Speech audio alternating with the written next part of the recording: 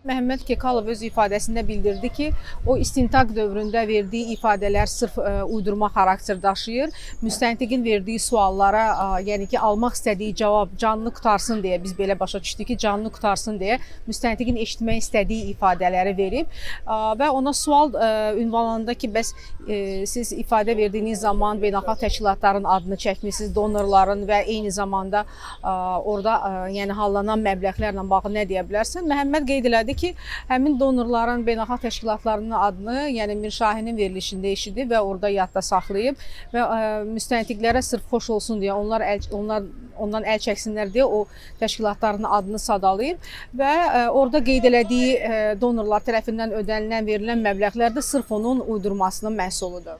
Məhəmməd noyabr ayında tutulan zaman onun ailə üzvləri, həmçinin dostlarının tövsiyəsi ilə mənimlə vəkil kimi müqavilə bağlanmışdı və müdafiəçi kimi mən onun işinə buraxılmadım. Özü ilə görüşən zaman o mənə heç bir səbəb olmadan, aydınlıq gətirmədən məndən imtina etdiyini qeyd elədi və dövlət hesabına ona təyin olunmuş vəkillə davam edəcəyini bildirdi.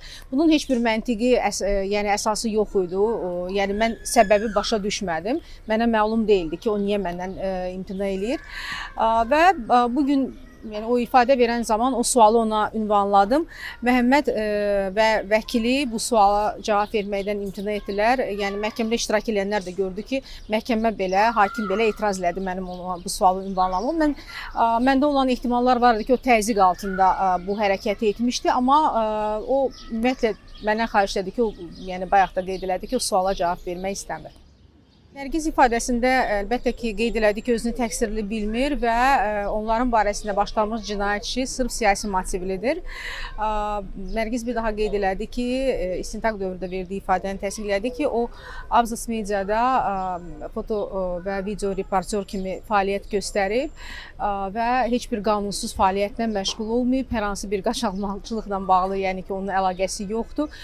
Nəinki o və digər həbs olunan dostları ilə də bağlı qeyd elədi ki, o şəxslər təqsirsizdir və onların həbsi sırf müstəqil medianın təqib nəticəsində olan siyasi motivli bir işdir.